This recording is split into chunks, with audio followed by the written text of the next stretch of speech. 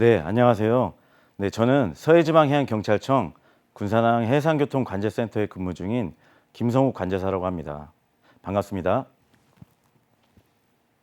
네, 오늘 제가 여러분께 강해 드릴 내용은 바로 바다의 길잡이 해상교통관제사에 관한 이야기입니다. 네, 해상교통관제사는 영어로 Vessel Traffic Service Operator라고 합니다. 그리고 해상교통관제는 영어로 VTS라고 명칭합니다. 그러면 해상교통관제사에 대해서 알아보도록 하겠습니다. 네, 먼저 해상교통관제사가 무엇인지 한번 알아보고 그 다음에 해상교통관제가 필요한 이유에 대해서 설명을 드리고 그리고 실제 저희 관제사들의 모습이 담긴 관제 영상을 시청을 한 다음에 여러분들도 해상교통관제사가 되기 위해서는 어떤 준비를 해야 되는지에 대해서 설명을 해드리도록 하겠습니다. 네, 먼저 여러분은 바다 하면 무엇이 떠오르나요? 네, 한글로는 바다, 그리고 영어로는 sea, 그리고 한자로는 바다해라고 읽습니다. 네, 바다 하면 가장 먼저 떠오르는 게 바로 바다의 수호자, 해양경찰이 있습니다. 이 해양경찰은 저희 해상교통관제센터가 속해 있는 조직이기도 합니다. 그래서 이 해양경찰들은 바다 위에서 여러분, 즉 국민들의 소중한 생명과 재산을 지켜주는 역할을 합니다. 네, 그리고 바다 하면 또 빼놓을 수 없는 것이 해수욕장이 있습니다. 이 해수욕장에서는 여러분들 구명조끼를 반드시 착용을 하고 안전수칙을 꼭 준수해야만 안전사고를 예방을 할 수가 있습니다. 네, 그리고 바다 하면 또 빼놓을 수 없는 것이 바닷속에 살고 있는 수많은 해양 생물들입니다. 우리나라는 삼면이 바다로 되어 있기 때문에 아직도 우리나라 깊은 바다에서는 발견되지 않은 미지의 해양 생물들이 많이 있다고 합니다. 네, 그리고 또 바다 하면 또 빼놓을 수 없는 것이 바로 바닷속에 위치한 해양 자원들입니다. 석유나 가스 같은 해양 자원들은 바로 우리들의 삶을 편하게 해주기 때문에 우리가 꼭 소중하게 아껴 써야 할 자원들입니다. 네, 그리고 또 바다 위에는 이렇게 수많은 선박들이 떠다니고 있습니다. 대표적으로는 컨테이너를 싣고 다니는 컨테이너선, 그리고 곡식이나 곡물이나 원자재를 싣고 다니는 벌크선, 그리고 기름이나 원유를 싣고 다니는 유조선, 그리고 자동차 등을 운반하는 자동차 운반선 등이 있습니다. 이 외에도 목적이나 화물에 따라서 굉장히 다양한 선박들이 존재합니다. 그리고 이러한 대형 선박들은 여러분들이 생각한 것보다 굉장히 크기가 많이 큰데요. 여러분들 축구장 가보셨나요? 이 축구장 한 개의 크기도 굉장히 큰데요. 바로 이 축구장 세 개를 합쳐놓은 것과 같은 크기를 가진 대형 선박들도 있습니다. 그리고 대형 유조선에는 우리나라 국민들이 약 하루 동안 쓸 수 있는 그 원유의 양을 싣고 다닌다고 합니다. 굉장히 크죠? 네, 그러면 이제 해상교통관제사에 대해서 알아보도록 하겠습니다. 네, 지금 보는 화면은 바로 저희 해상교통관제사들이 실제 업무에 임하고 있는 모습입니다. 우리나라에는 약 500여 명의 해상교통관제사가 근무를 하고 있습니다. 굉장히 희귀 직종의 공무원이죠. 그리고 사진과 같이 최근에는 여성 관제사의 비중이 늘어나고 있는 추세입니다. 네, 그리고 우리나라의 VTS의 역사는 1993년 포항으로부터 역사가 시작되었습니다. 그리고 세계의 VTS를 알아보면 영국이나 네덜란드 같은 선진국의 VTS는 이미 우리나라보다 20년, 30년은 먼저 관제 서비스를 제공했다고 합니다. 그래서 우리나라의 해상교통 관제사들은 지금도 이런 선진국의 VTS와 활발하게 교류해서 선박들에게 수준 높은 관제 서비스를 제공하기 위해서 각고의 노력을 하고 있습니다. 네, 지금 보는 화면은 바로 저희 군산항 해상교통관제센터가 관할하고 있는 관제 구역입니다. 저기 노란색 육지부터 빨간색 선까지가 바로 해상교통관제센터가 관할하고 있는 관제구역입니다. 이렇게 사진으로는 굉장히 작아 보이지만 저기에 있는 관제 구역은 서울시의 면적과 같습니다. 굉장히 크죠, 여러분? 네, 그러면 여러분 관제가 필요한 이유는 무엇일까요? 네, 간단히 얘기해서 해상교통 관제가 필요한 이유는 선박들이 우리나라의 소중한 바다에서 사고가 나는 것을 예방하고 해양 환경이 발생하는 것을 예방하는 데에 목적이 있습니다. 네, 관제가 필요한 이유를 알기 전에 먼저 관제 대상 선박과 비관제 대상 선박을 알아야 합니다. 네, 관제 대상 선박은 말 그대로 저희 해상교통관제센터의 지시나 통제에 따라야 하는 선박들을 얘기하는 것이고, 비관제 대상 선박은 해상교통관제센터의 지시나 통제에 따르지 않아도 법적으로는 문제가 없는 선박들을 이야기합니다. 그러면 관제 대상 선박에는 어떤 선박들이 있는지 한번 알아보도록 하겠습니다. 네, 먼저 관제 대상 선박에는 여러분들도 잘 아는 바로 여객선들이 있습니다. 이 여객선에는 승객이나 승무원들이 많이 타고 있습니다. 그래서 저희 해상교통관제센터에서도 이러한 여객선들은 고위험군 선박으로 관리를 하고 있습니다. 그 이유는 사람의 생명이 최우선시 돼야 되기 때문입니다. 그리고 이러한 여객선들은 저희 해상교통관제센터에서도 좀 더 세밀하게 관찰하고 추적을 해서 안전항해를 유도하고 있습니다. 네, 그리고 아까 보셨듯이 이러한 화물선들, 컨테이너선이나 벌크선, 자동차 운반선 등 이러한 화물선들도 해상교통관제센터의 관제 대상 선박으로 들어갑니다. 네, 그리고 지금 보는 선박은 조금 특이하게 생겼는데요. 바로 시추선이라는 선박입니다. 바닷속에 위치한 석유나 가스 같은 해양 자원들을 채굴하는 업무를 담당합니다. 지금 배 가운데에 보이는 높은 곳이 보이시나요? 바로 저 부분이 드릴이라고 합니다. 저 드릴이 해저 지반까지 내려가서 석유나 가스를 채굴한다고 합니다. 네, 그리고 지금 보는 관제 대상 선박은 위그선이라는 선박입니다. 이러한 위그선들은 비행기처럼 수면 위를 날아서 항해를 하는데요. 여객 운송이나 특수 목적에 의해서 개발된 선박들입니다. 그래서 바다 위를 저렇게 날아서 항해를 하기 때문에 일반 선박보다는 약 5배는 빠른 속력으로 항해를 할 수가 있습니다. 네, 그리고 해양경찰 경비함정이나 해군함정, 관공선 등 특수목적 선박들도 관제 대상 선박에 포함이 되고요. 그리고 준설 작업 선박.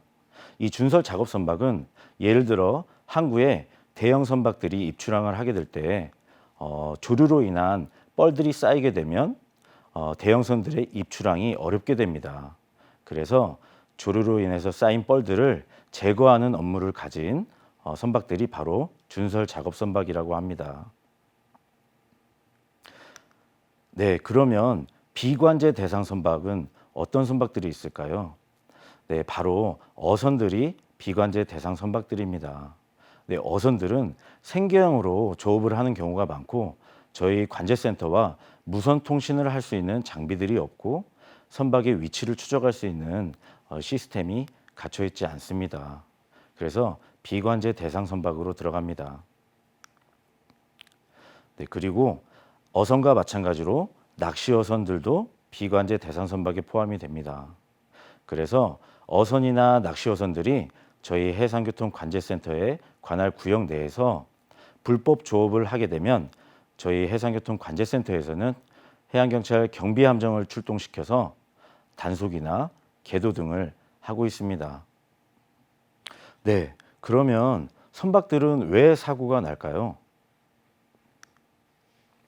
네, 연도별 해양사고 통계를 보면은 매해마다 우리나라 바다에서 발생하는 해양사고는 늘어나고 있는 추세입니다. 그리고 그 해양사고의 원인을 살펴보자면 경미한 사고를 제외한 대형 사고로 들어가는 충돌이나 전복, 침몰 같은 사고 또한 계속해서 늘어나고 있는 추세입니다. 네, 그러면 실제 해양 사고에 관한 사례들을 몇 가지 보여드리도록 하겠습니다. 네, 여러분 선박이 충돌하게 되면 사람이 다치게 되고 배가 파손이 되고 그리고 배가 파손이 되면 기름이 유출돼서 해양 오염까지 발생되는 큰 재해가 됩니다.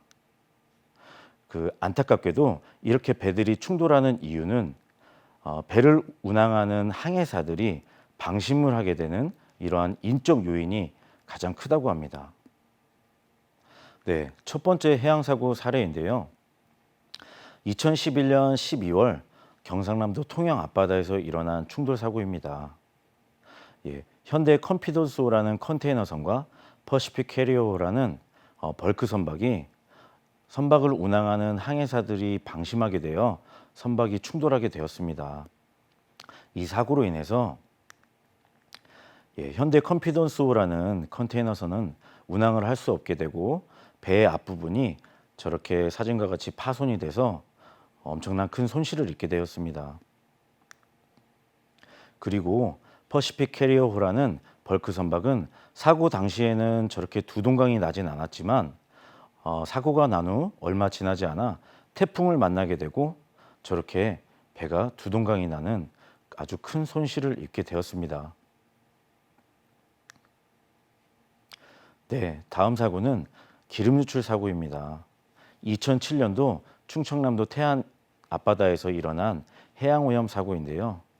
허베이 스피리토라는 유조선과 삼성 1호라는 대형 크레인 선박이 기상 악화로 인해서 두 선박이 충돌하게 되었습니다. 이 사고로 유조선 허베이 스피리토에 있던 기름이 태안 앞바다에 유출되어서 엄청난 환경 오염을 일으킨 사고입니다. 이 당시에는 우리나라 국민들 대부분이 충남 태안으로 자원봉사를 와서 이 유출된 기름을 수거했었던 그런 기억이 있습니다.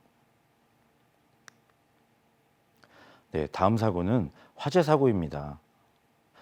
배에서는 저렇게 원인 미상의 화재들이 발생하기도 합니다. 우리나라 국적선인 저 배는 컨테이너에서 옮겨 붙은 배가 배 전체를 타버리게 한 아주 대형 사고였습니다. 네, 다음 사고는 2014년에 발생한 바로 세월호 사고입니다. 이 여객선 세월호는 무리하게 선체를 증축을 하고 화물을 과적을 해서 배가 전복이 되게 되고 이 전복된 배가 침몰까지 해서 아주 수많은 희생자를 낳게 한 다시는 일어나서는 안 되는 사고였습니다. 네, 그리고 선박들은 이렇게 선체가 결함이 된 상태에서 기상 악화 상황을 만나게 된다면 저렇게 배가 파손이 되어서 두 동강이 날 뻔한 상황이 있기도 합니다. 그리고 선박들은 응급환자가 발생을 할 수도 있습니다.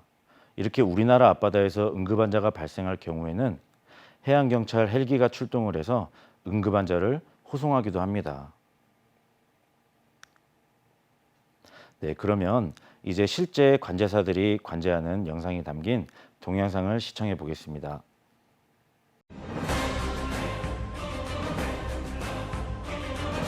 Incheon BTS, use my speed travel here. Incheon BTS. A large vessel is leaving the fairway. Keep clear of the fairway approach. You must navigate with caution. 언제나 우리 곁에 바다 지킴이 VTS 베슬 트래픽 서비스. 1995년 시 프린스호 사고, 2007년 허베이 스프리토 사고, 2014년 진도 세월호 사고. 대형 해양 사고는 엄청난 인명, 재산, 환경 피해를 발생합니다. VTS는 선박의 안전 운항을 책임집니다. VTS 센터에서는 다양한 해양 사고를 미연에 방지하기 위해 24시간 관제구역에서 선박 통항 동정을 살피며 선박에게 안전한 바닷길을 안내하고 있습니다. 해상교통관제센터는 고성능 레이더와 선박 자동 식별 장치, 초단파 통신 장비 등 첨단 과학 장비를 이용해 선박의 운항 상황을 관찰하고 실시간으로 항행 중인 선박들에게 항행 안전 정보를 제공함으로써 선박의 안전 운항을 이끌고 있습니다. VTS는 1993년 포항항에 최초로 도입된 이후 1996년 여수와 울산, 1998년에는 마산과 부산, 인천, 평택, 대산항에 설치되었습니다. 이어 1999년에 동해와 제주, 목포, 군산, 그리고 2004년 완도, 2005년 부산 신항, 2006년 진도 연안, 2011년 경인항, 그리고 2012년 여수 연안, 2014년 통영 연안, 2018년 경인 연안, 태안 연안 등 전국 주요 15개 항만과 5개 연안 해역에 설치하여 운영 중이며 연안 해역에 6개 VTS를 추가 구축하여 대한민국에 입출항하는 선박의 통항 관리와 해양 사고 방지를 위한 예방 업무를 수행하고 있습니다. 특히 관찰 확인부터 정보 제공, 조언과 권고, 지시까지 철저한 관제 절차를 준수하여 시행합니다. VTS는 선박의 안전은 물론 입출항 선박 우선순위를 정하고 도선, 예선, 업무 등 항만 운영을 지원하고 있습니다.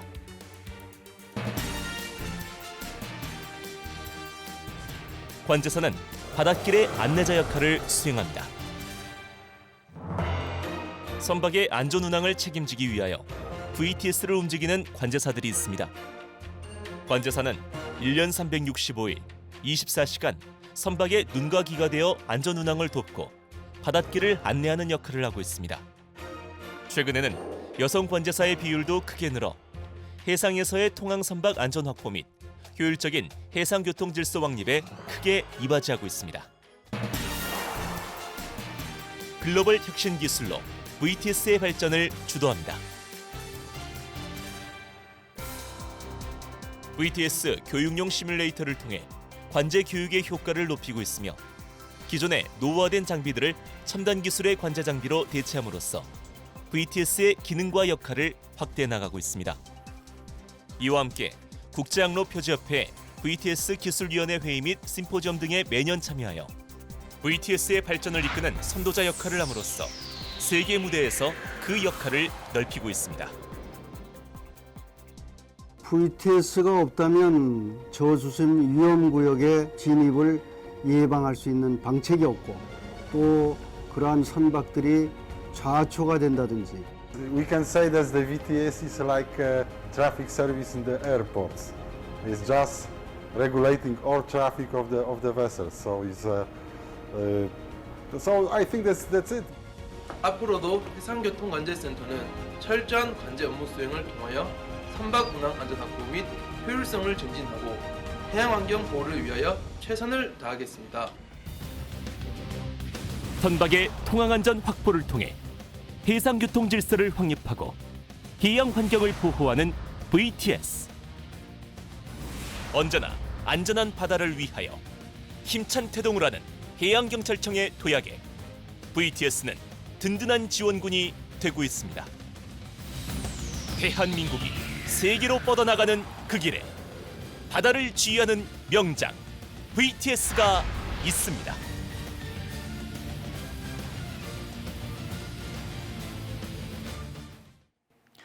네, 여러분 동영상 잘 시청해 보셨나요? 네, 그러면 VTS에 대해서 조금 더 자세하게 알아보도록 하겠습니다. 네, 먼저 VTS는 선박들에게 항행안전 정보를 제공을 해서 관제구역 내에 선박 교통 안전을 확보하는 데 목적이 있고 또 체계적으로 선박들의 입출항을 관리해서 효율적인 항만 운영을 하는 데 목적이 있습니다. 그리고 마지막으로 선박 사고를 예방을 해서 해양 환경을 보호하는 데 VTS의 목적이 있습니다. 그리고 VTS 관제사들이 업무에 임하는 과정에는 선박들을 관찰 확인하고 그 다음에 선박들에게 정보를 제공하고 조언이나 권고를 한 다음에 필요하면 지시까지도 할 수 있는 그런 위치에 있습니다. 네, 그리고 저희 관제센터 VTS의 조직을 살펴보면 관제 운영팀이 총 3개로 나눠져 있고 관제 운영팀은 저희 해상교통 관제사들이 실제 관제를 보는 팀이고 그 다음에 관제 행정팀이 있습니다. 관제 행정팀은 관제사의 교육이나 훈련 이런 것들에 대해서 관장하는 팀입니다. 그리고 관제 시설팀은 VTS 장비에 관한 관리 감독을 하는 팀입니다. 이렇게 총 3개의 팀으로 구성이 되어서 운영이 되고 있습니다. 네, 그리고 전국의 VTS 현황을 살펴보면 1993년 포항을 시작으로 VTS 역사가 시작되었습니다. 그래서 저희 군산항 해상교통관제센터 같은 경우에는 1999년 개국이 되었습니다. 그래서 앞으로 2024년 제주 연안까지 전국의 총 24곳에 VTS가 개국이 되어서 운영될 예정입니다. 네, 그리고 VTS 관제 시스템으로는 선박들을 추적할 수 있는 레이더 사이트가 있고 그리고 선박들과 무선 통신을 할 수 있는 VHF 시스템 그리고 선박들의 위치를 추적할 수 있는 AIS 시스템 그리고 이러한 첨단 장비들을 가지고 해상교통 관제사가 관제 업무에 임할 수 있는 VTS 운영 콘솔이 있습니다. 네, 여러분도 해상교통 관제사가 될 수 있습니다. 네, 해상교통 관제사가 되기 위해서는 어떠한 준비를 해야 되는지 한번 알아보도록 하겠습니다. 네, 해상교통 관제사가 되기 위해서는 먼저 해양대학이나 항해학과가 있는 관련 학교를 졸업하는 것이 유리합니다. 그 이유는 항해사 자격증을 취득해야 되기 때문인데요. 네, 이렇게 항해사 자격증을 취득한 후에는 최소 1년간 선박에 승선을 하게 됩니다. 그렇게 되면 국가기술직 시험에 응시를 할 수 있는 자격이 생깁니다. 그래서 국가기술 자격 시험에 합격을 한 후에는 해양경찰청이나 해양수산부에서 실시하는 약 10주간의 국제 자격인증 교육을 마치고 그리고 나서 각 관제센터에 배치가 되게 됩니다. 그리고 나서는 또 8주간의 OJT 실무 교육을 받게 되면 그때 비로소 신입 관제사로 배치가 되게 됩니다. 네, 그리고 저희 VTS에서는 코로나로 인해서 잠시 중단이 되었지만 청소년들을 초청을 해서 저희 해상교통 관제사의 직업을 체험해 볼 수 있는 시간을 마련하고 있습니다. 청소년들이 해상교통 관제센터에 방문을 하게 되면 실제 관제사들이 업무에 임하는 모습을 볼 수 있고 관제 체험도 할 수가 있습니다. 그래서 여러분들의 직업에 대한 진로를 탐방을 할 수 있는데 조금이나마 도움이 될 수 있을 겁니다.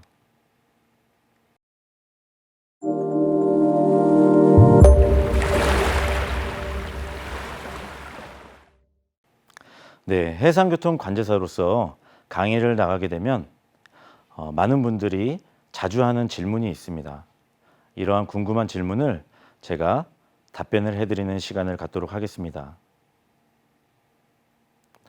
네, 먼저 저희 관제사들은 국가기술직 공무원들입니다. 그래서 일반직 공무원과 동일한 임금 체계를 갖고 있습니다. 하지만 저희 해상교통 관제사들은 교대 근무를 해서 이 수당이 발생합니다. 그래서 급여 수준은 조금 높다고 보겠습니다. 네, 두 번째 질문입니다. 해상교통 관제사의 통제나 지시를 위반하면 어떻게 되나요? 네, 먼저 해상교통 관제사의 지시를 위반하거나 선박들은 VHF 무선통신이 청수가 되지 않게 되면 저희 해상교통 관제센터에서는 선박교통 관제에 관한 법률에 의거해서 선박들에게 벌금이나 과태료, 심할 경우에는 형사처벌까지도 받을 수가 있습니다. 네, 세 번째 질문입니다. 해상교통 관제사가 되려면 지금부터 무엇을 준비해야 도움이 될까요?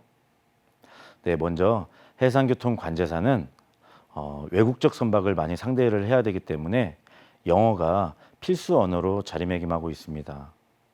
그래서 지금부터라도 영어 공부를 조금 더 열심히 하신다면 해상교통관제사가 되어서도 많은 도움이 될 거라 생각을 합니다. 네, 네 번째 질문입니다. 서울만한 크기의 관제구역을 어떻게 전부 다 볼 수 있나요? 네, 저희 관제센터에서는 총 3개의 레이더 사이트를 구축을 하고 있습니다. 이 3개의 레이더 사이트와 선박들의 위치를 추적할 수 있는 AIS 시스템으로 관제구역 내의 모든 선박을 관찰, 추적할 수가 있습니다. 네, 5번째 질문입니다. 저희 해상교통관제사의 가장 힘든 점은 무엇인가요? 네, 저희 해상교통관제사들은 24시간 교대 근무에 임하고 있습니다. 그래서 해상교통관제사는 체력 관리가 반드시 필요하고 그리고 장시간 모니터를 보고 선박들과 VHF 무선 통신을 하기 때문에 상대적으로 집중력을 많이 필요로 하게 됩니다. 그래서 이러한 부담감이 해상교통관제사가 느끼는 부담이라고 볼 수 있겠습니다.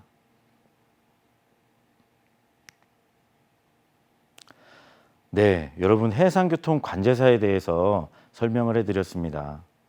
여러분도 해상교통관제사가 되실 수 있습니다.